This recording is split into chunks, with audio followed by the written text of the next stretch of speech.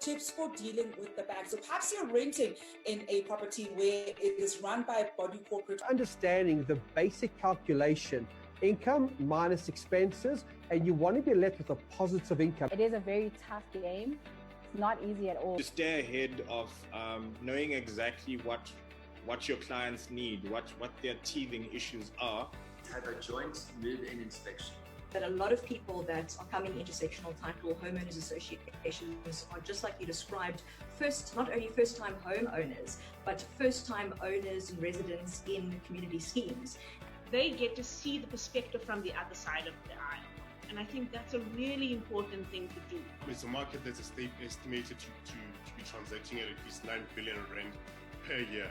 So it's a huge market. In order to get there, you need to be able to build up a track record. Your cash flow model needs to be sharp. A quote comes to mind.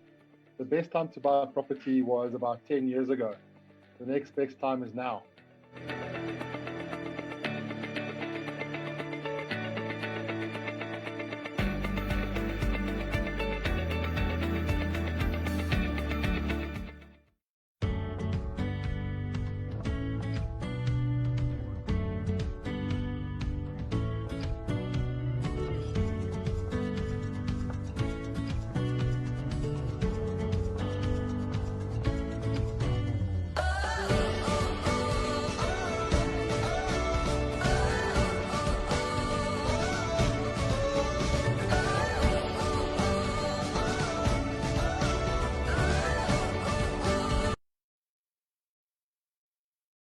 Good evening and welcome to episode 82 of the Private Property Podcast. I'm your host, Uzamantungwa Kumalo. It's a Thursday edition of the Private Property Podcast. And of course, we've got another, certainly great tips and insights this evening on tonight's menu, where we're going to be looking at 5 expert tips for first-time property investors looking to invest in the current market.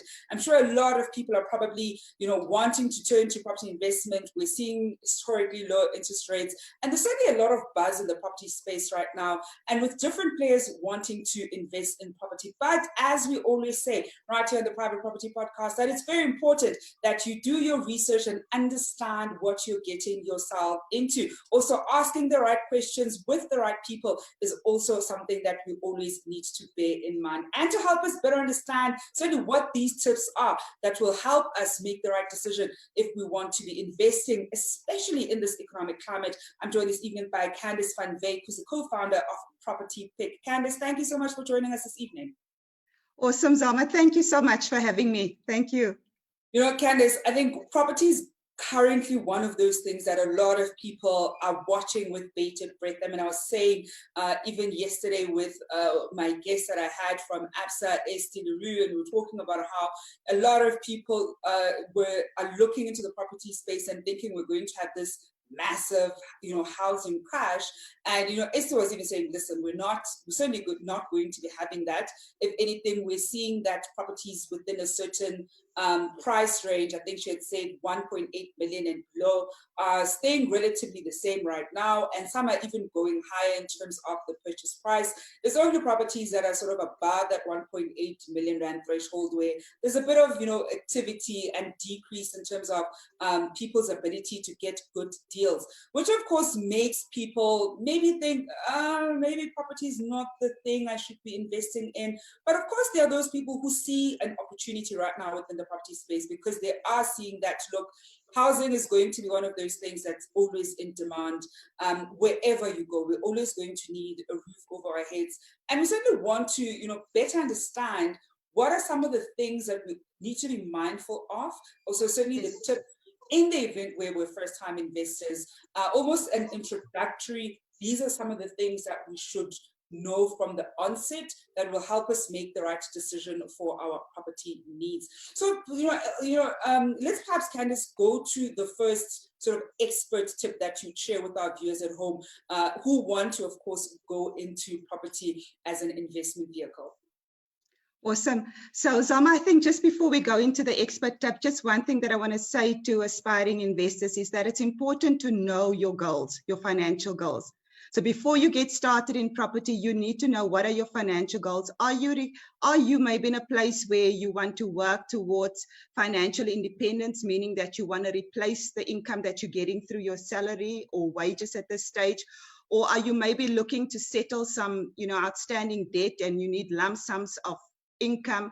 So what is it that you need from a financial perspective? So I think that's very important. Now, once you are clear about your goals, once you know what type of financial income you need, then it becomes a little bit easier going forward. So the first expert tip that I would share is that it's definitely important to know that in property, you make your money when you buy. So when you are investing in property, it's important to know that you make your money when you buy. So what that really means is that whatever your strategy is, so whether you are buying property for monthly profit income, which we call cash flow in property, or whether you are buying property with the intention to sell it quickly, it's important to know that you're going to be making profit income from day one. So that's important. So it's really important to know that in property, you make your money when you buy. So once you have accounted for all the costs involved, all the expenses involved against that particular property. So let's say we're working on a rental strategy. Once you've taken into account all the associated costs involved in terms of that particular property and you deduct it from the rental income that you are potentially going to be earning from that property, it's important to know that you're going to be having profit income left in your pockets after you've done those calculations. So that's the important thing. And if you're also buying with the intention to sell quickly, so if you want to flip a property, it's also important to know that you also need to make sure that you've accounted for all the costs that are involved in terms of buying the property. So when you do sell the property, you know that you're going to be making a profit. So that's why it's important as investors to make sure that we buy our properties, our investment properties, at the right prices. And Candice, I think one of the things with that first tip, because we hear it a lot, certainly a lot of property coaches always say you make your money when you buy, and I'm sure viewers at home who've heard that countless times, sometimes even wonder, what are the mechanics that go into that? Because I think when you, for example, look at the current property market, it certainly isn't where it was, let's say 5 or even 10 years ago, because I think a lot of the property coaches have been in the game for quite a amount of time where their net profit was quite healthy, whereas right now you're finding that you can get very good areas and let's say even still get a very well priced property that's slightly below what other properties are selling in the same complex or in the same area, but perhaps your rental amounts are not exorbitant high. So if you're, for example, a property investor and you're running your numbers and you're looking at the expenses versus what the projected rental is, suppose, for example, you're going to have a shortfall of, let's say, 500 rands, right? And this property was, let's say, was going to be rented for 5,000 rands. So you're essentially making that 500 rand shortfall. How should we be thinking about a potential shortfall, especially before we buy? Because I think sometimes some people, certainly when we look at different property coaches, they're like, you must make the profit from day one. And if the rental is not going to cover all expenses, from your bond to rates, utilities, levies, then it's a bad investment. Whereas perhaps, rental is a very good area, it's a very good buy, and costs are being, covered for the most part by that, by the rental amount. How do we then look at that particular scenario? Because I know one of the things, that you, for example, you've just mentioned is you certainly need to understand what your goals are. So if it's for cash flow, then obviously that's going to be no, because you're not making money on it. But perhaps some investors are looking at buying for capital appreciation. So for them, obviously the thinking might be slightly different, where for those first year, they're okay with the 500 rand shortfall. So perhaps help us understand the different ways we should be kind of looking at a shortfall, especially during this economic climate. Okay, so as investors, I think it's important to avoid shortfalls, okay, if you want to buy investment property. So it's important to make sure that when you buy the property that you're buying it at the right price. And one way of determining what the actual price is or should be of that particular property is to make sure that you get the market valuation on the property. Okay, so that's really where you compare similar type properties that have been selling in that particular area. And there are also various reports that one can tap into online that will be able to show you exactly what properties have been selling for in that particular area, let's say over the last 12 to 2 years, for example. So then it's important to see what the market value is of the property. Once you understand what the market value is of the property, now, of course, you can put in a better offer, because I remember when I started my investing journey, or when I started buying property, this was before I became an investor, I didn't know about market valuation reports. I just bought a property thinking eventually it's going to be a good investment property for me, not knowing that my first property that I bought at the wrong price because I didn't know any better. So for investors who are starting out, it's important to make sure that you pull a market valuation report. Your agents, the estate agents that you are working with, can also provide you with that report. So if you don't know where to find the particular report, ask the agent to provide you with that report so that you can compare and see what properties are selling for in that area. And then once you've identified that, like I say, it's important to know that as investors, remember, we're not buying the property to stay in the property. So it's a business transaction. So we need to make sure that we're going into the deal at the right price, because we want to make sure at the end of the day, whether we're buying to rent out the property or whether we're buying to on-sell the property, we want to make sure that we're going to be making profit income from that particular deal.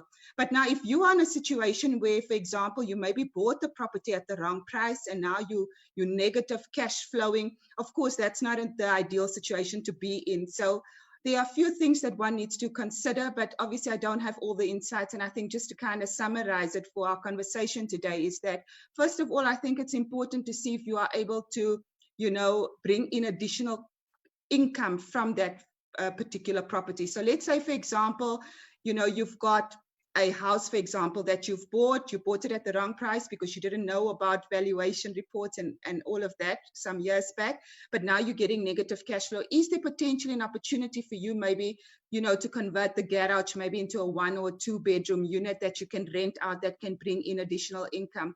Are you maybe able to subdivide the house, into 2 parts and rent out both parts so that you can try and just maximize the income potential on that property? So those are just some of the things that you can think, that you can possibly do. So should you be in a situation where you've got negative cash flow, but now if you have explored all of the various options that you could potentially bring in on the deal, then of course you need to ask yourself, are you going to continue paying that particular amount into that property every month? Because that's really what you're doing. You are paying for your tenant to stay in your property. It's not the other way around. So you need to understand, how long are you going to have to do that for? Will you maybe be cash flowing in the next 6 months, or maybe with the next lease agreement, because of the rental escalations that will be taking place? So you have to make a decision, look at all of those factors and see when will the potential be there for you to actually make positive income. Because only once you can do that, then of course, then it becomes an awesome investment opportunity. So as investors, we're always looking to buy property with equity. So we always want to make sure we buy a little bit below market value. And then of course you want to make sure that you're also buying property so that you are able to generate monthly profit income from that should you convert it into a rental strategy. And Candice, then what would you say is that second expert tip as property investors that we should certainly be mindful of when we want to buy property? So the second tip would be definitely to have 2 exit strategies. And, not a lot of people take this into account. So it's really important. So if you are going into a deal, and let's say, for example, because I had a conversation with one of my coaching students the other day, and what happened was he's busy considering the deal, but it's a good property for student accommodation. But of course, the student accommodation market has been impacted, as a result of COVID-19. So it's definitely been impacted. So I'm not saying that there will not be an opportunity in the future for him to fully leverage the student accommodation opportunity, but right now it's not going to work for him based on the research and the due diligence that has been done on the deal.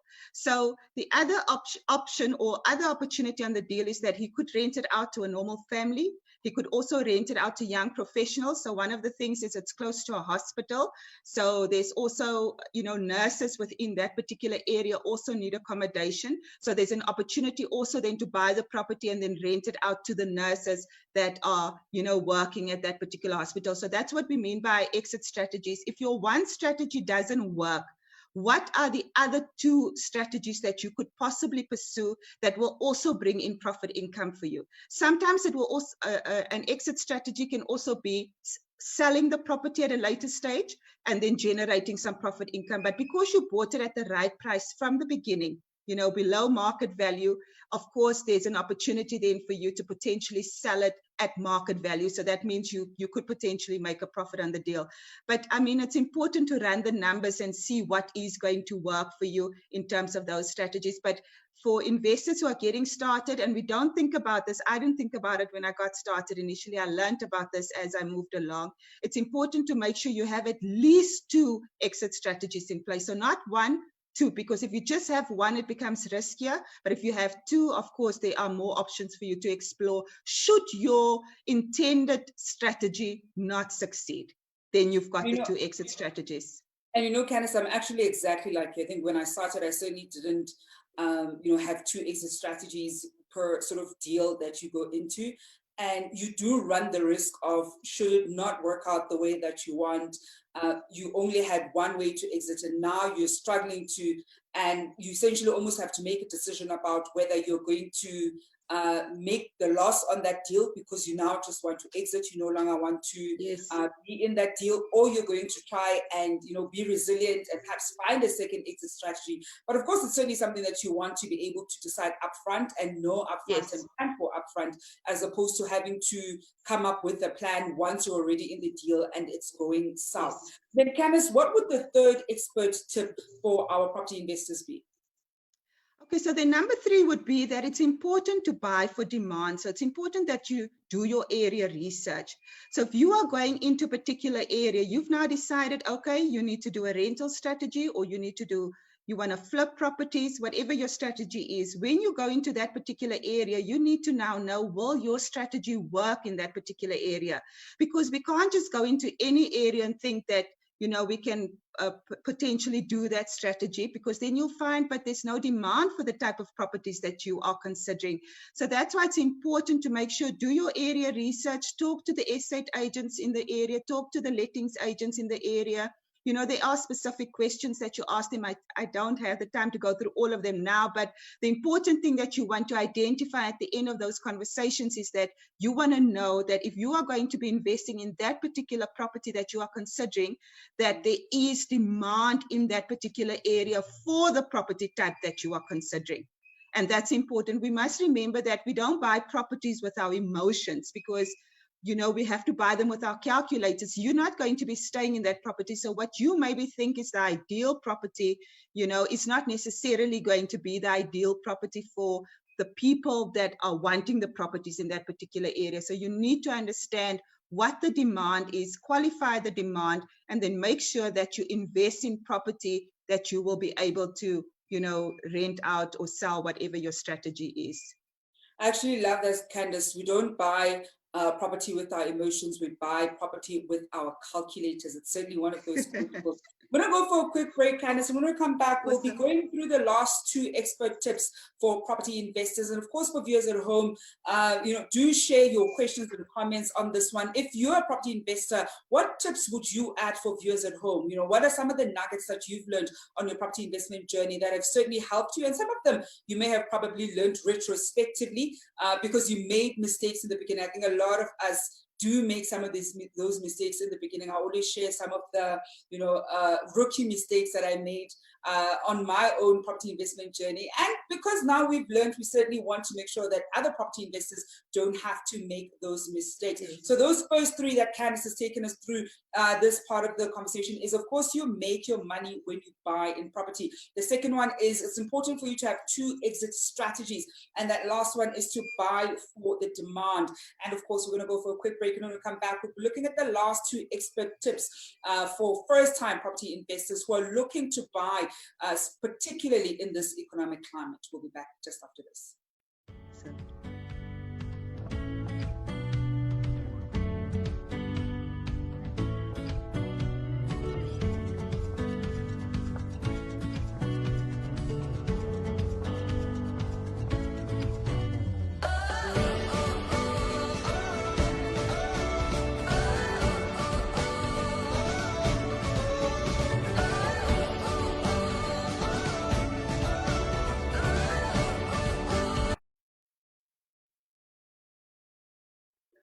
Welcome back to episode 82 of the Private Property Podcast.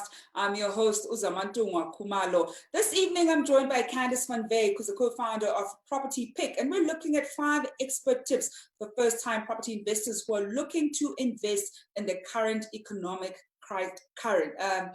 market. I can see such a tongue twister. I think if anything, I'm probably getting excited that we're seeing so many great deals currently in the market. And I think one of the first things I remember tweeting very early on when we went into lockdown, I think it was probably shortly after lockdown was announced, so it was even before we officially went into lockdown, that this crisis is going to bring so many opportunities within the property space. And as the weeks kind of progress, we're already seeing a few opportunities kind of creeping up, even though the property market at the time, there wasn't much movement because we, of course, had that hard lockdown. But as soon as restrictions started easing, we certainly saw a lot of activity. And I think a lot of people had a keen interest in investing in property, and they're already seeing various gaps in the areas that they either lived in or saw quite a lot of traction in. And this episode is one of those that you simply do not want to miss. It's one of those episodes that you're going to keep going back to because you want to better understand how to make the right decisions when you want to invest in property as a property investor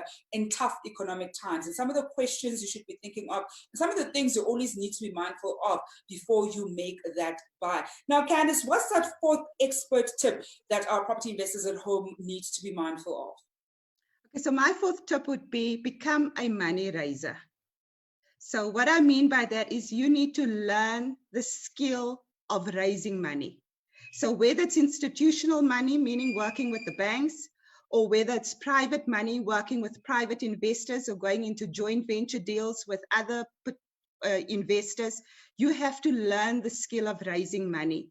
And if you are not sure how to exactly, sharpen that skill, then it's important that you invest in yourself. I did that in 2014. I decided to invest in myself.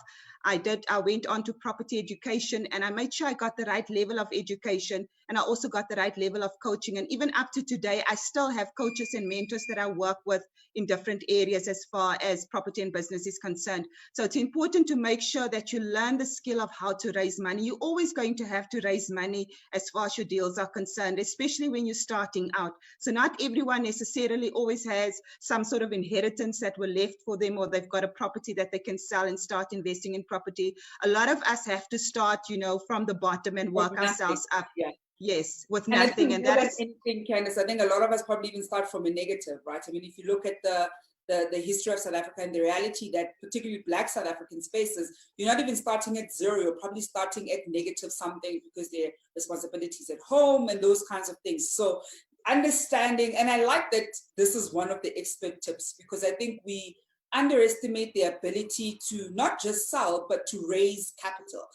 Because I think a lot of us certainly look at just going to a bank and applying for a home loan. But as you know, Candice, as a property investor, you certainly get to a point where you need to be learning how to leverage, how to be able to communicate the story of the deal that you are working on, not just to, a bank, but also to other investors who essentially have the cash to put on a deal. That's quite an important one. And I think Candice will probably have a separate episode that is almost a masterclass on raising money. I think a lot of people struggle with this one.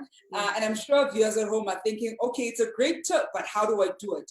I mean, you can certainly apply to various courses, but I think there are certainly beginner tips you need to always be mindful of when it comes to raising money and thinking through how you raise money, because I think you almost want to take the side of the institution and how they look at a deal. I mean, when you talk to a lot of the guys in finance, they'd be like, you want to understand if the money is coming in, what's the flow of the money. Certainly somebody who's putting down their money wants to not just only understand that, but they want to understand how they're going to be making money. And I think as investors, when you're still in the beginning, you don't quite know how to communicate that.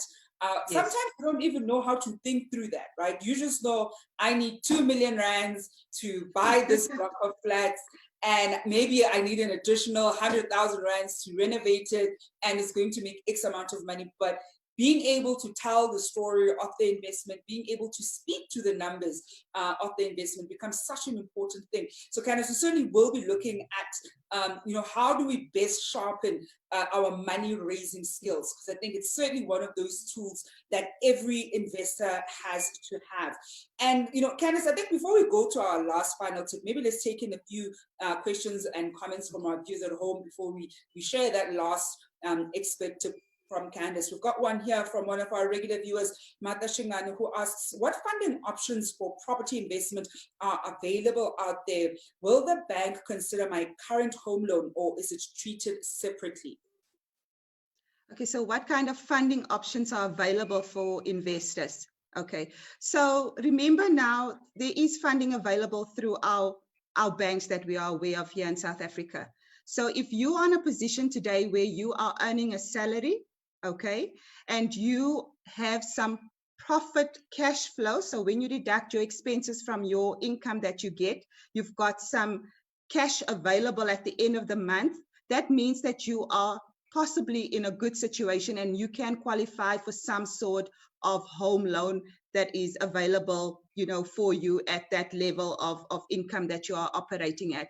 Another thing for you to consider as well is that if you've got monthly expenses that you are currently working through, is there an opportunity for you maybe to cut down on some of those monthly expenses? Is there an opportunity maybe just to tweak some of those expenses? So what I'm saying is, if there are certain things that you can maybe just put on hold, maybe for the next 6 to 12 months, what that will do is it will open up your affordability a lot more. So that means you will potentially be able to qualify for even bigger loan as far as the banks are concerned. So I think that's important. And also make sure that if you are employed today, that you are also, whatever your commitments are from a liability, from expenses perspective, try and pay your expenses and your liabilities on time.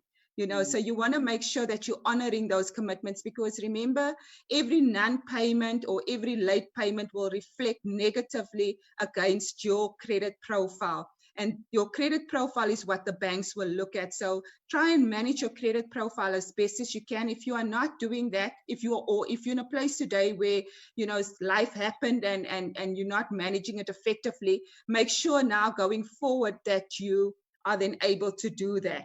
So of course, there's so many things that we could talk about for people who are in a situation where, they really can't access the bank's money at this stage. There is the option of also pursuing private finance, but like we discussed with Zamo, we'll probably do another session on that. So there is an opportunity to also pursue private finance, and there's also different ways of going into the deals. But for those of you who are starting out and you want to leverage the bank's money, make sure that there's affordability, and also make sure that you manage your expenses and try and just, try and generate as much positive cash flow at the end of the month, as you can, to manage that situation effectively.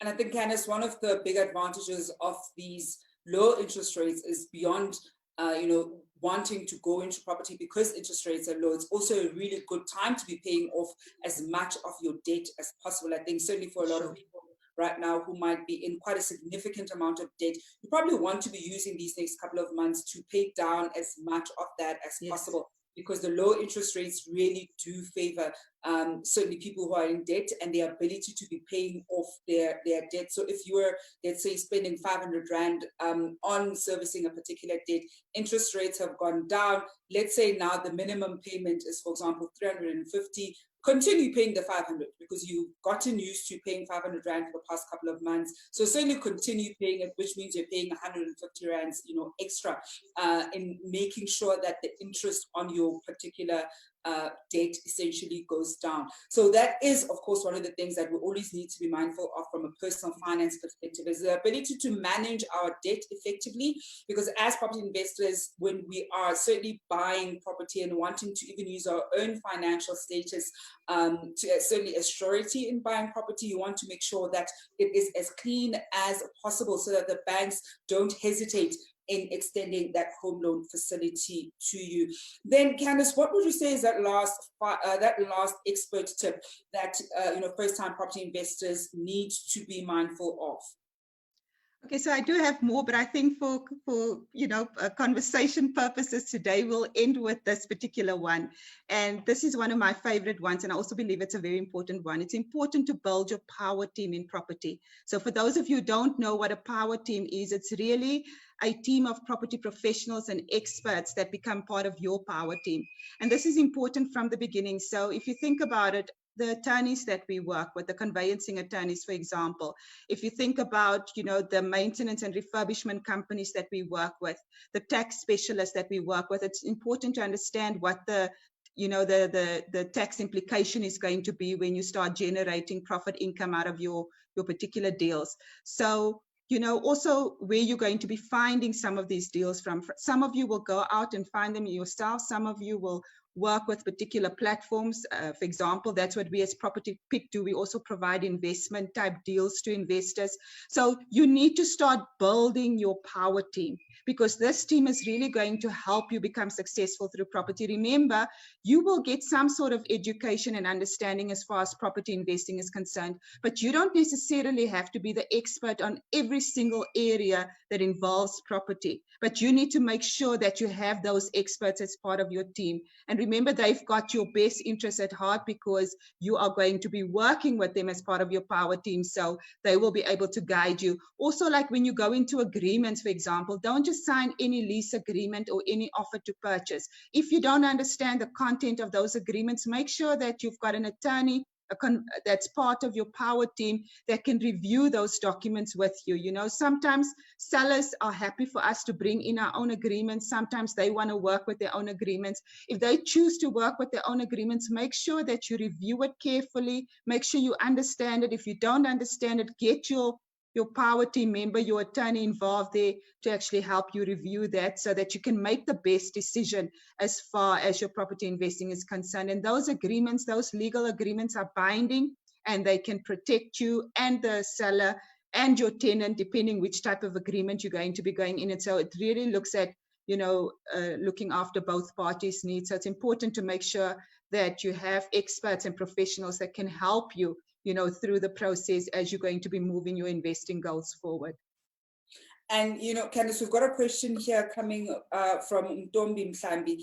And this is one of those questions that a lot of viewers at home always have, especially in the past few weeks. A lot of people have been asking this one. And that question is this the time to buy or not? So certainly those aspiring property entrepreneurs or people who already have some skin in the game, should they be buying during this period, or should they rather wait a little longer before making their purchases? So I definitely think the opportunities are here. So yes, the reduction in interest rates has really made it, a more attractive investment strategy for us to pursue at this time. But as I would share with, my coaching students as well, that when you start doing your numbers, make sure, yes, work with the interest rates that we are getting, but also remember, it's not always going to be staying at the 7% of what we're seeing now. So always take into account that, maybe a couple of months, a year, 2 years, 3 years from now, we don't know when it's going to go up again. So I think it would be important to just consider what the interest rate was just before, this whole COVID-19 situation, and then also do your numbers based on that particular interest rate. as far as your rental deals are concerned. But now is definitely the opportunity. Also remember that a lot of people are going through difficult times at this stage. Lots of people have lost their jobs. A lot of people have seen reduction in salaries, and we anticipate that this particular trend will still increase, for the next couple of months, maybe year, 2 years. So now you can imagine it's going to become very difficult for a lot of people to hold on to their homes. So one way of how investors can work with those types of people, if you're in a position today where you've got access to finance, whether it's through the banks or through private investors, it's important for you to know that you are actually in a position today where you can help someone else. So before that seller's property is repossessed by the banks, for whatever reason, they're in this financial situation, as investors, we're able to help those people. Why? Because we can actually buy those properties. And because those sellers, they just want to make sure that the outstanding debt is settled. Most times in myself, even working with sellers, when they're in those types of situations, they just want to make sure the outstanding debt is covered as far as possible. And then, of course, that becomes an opportunity for us as investors to really negotiate good buying prices. And that's really where the opportunity then becomes available for both parties. So I think it's just important to make sure that, you do your due diligence, run your numbers, make sure the deal is going to work. But now is definitely the time to buy property. And I believe that this trend is going to continue. It's not just going to stop here. And it's just because of the economic climate that we are facing today. We're going to find a lot of people who will either want to downscale or they will want to maybe relocate. So we're going to find a lot of those opportunities, maybe relocate due to work reasons. We've seen a lot of immigrations happen, even over the last couple of months. Those people need to sell. Some of them are really desperate to sell because they just want to get the property sold so that they can immigrate or relocate, whatever their situation is. And of course, all of those opportunities do become opportunities for investors. Candice, before I let you go, I know you had more expert tips. I'm going to ask you to squeeze in one more expert tip before we wrap up our conversation. Okay, so one that I would definitely want to squeeze in is the one of taking action. So I think it's so important as people generally, but even more so because we're talking to property investors and people who are wanting to get started in property.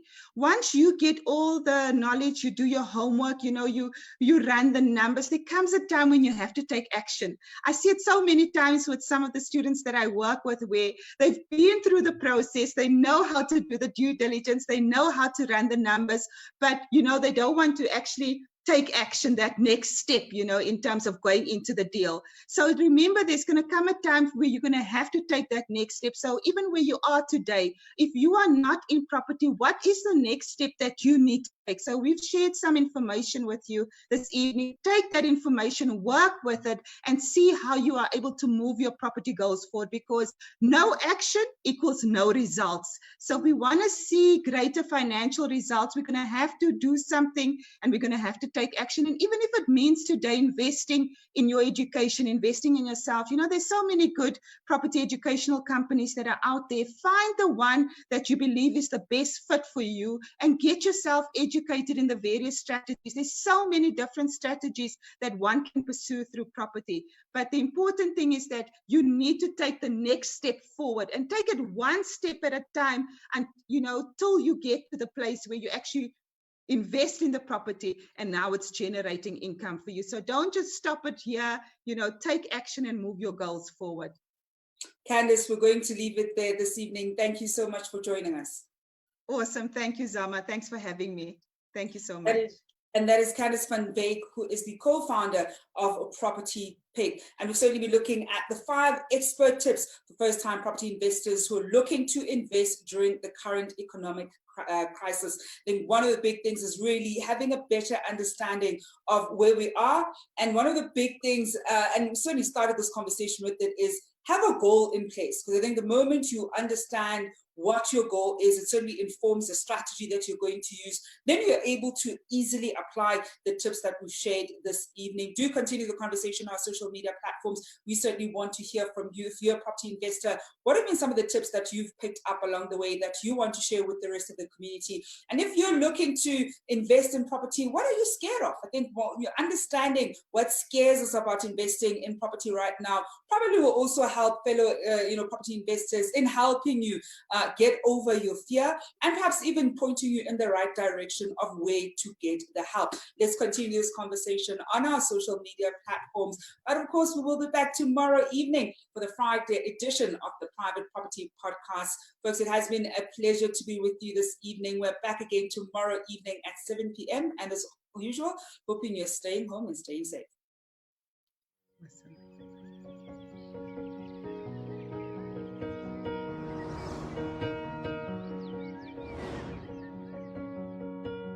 I'm Rick Nedling. I'm an Olympic gold medalist and shareholder and marketing director of Valdivia Estate, which recently acquired Pearl Valley Estate. I've been living in the beautiful Paul Franschhoek Valley for the last 5 years. We are situated right in the heart of the Cape Winelands. Security is our #1 priority, and it's something we work on every day. And this has earned us the reputation of being the safest estate in Africa. The lifestyle that this area has to offer truly is country living at its best. We're just 5 minutes away from the historic town of Paarl. Paarl really is an incredible area to explore, with little gems like the Spice Route and Fairview Farms. But the biggest attraction is the excellent schools. Franschhoek, on the other hand, is a major international tourist destination, and also known as the culinary capital of South Africa, with a diverse offering for every palate and occasion. Our recent acquisition of Pearl Valley is a major game changer for us. Our residents can now enjoy a wide range of amenities unmatched anywhere else in the world. There's the world-famous Jack Nicklaus signature golf course, which is consistently ranked among the top golf courses in South Africa, and there are some beautiful properties on the course. Valdivia really is the ideal family environment. We also cater to equestrian lovers with facilities on offer for every discipline, from the 2 Hurlingham Standard Polo Fields to our state-of-the-art equestrian centers and miles of trails. Our horses live in paradise too. Valdivia has its own wine farm and cellars producing award-winning wines which every resident can be proud of. I've been blessed to travel the world, but this is the place I come home to. I'm sure you can see why we call it the Valley of Life. And this is my neighborhood.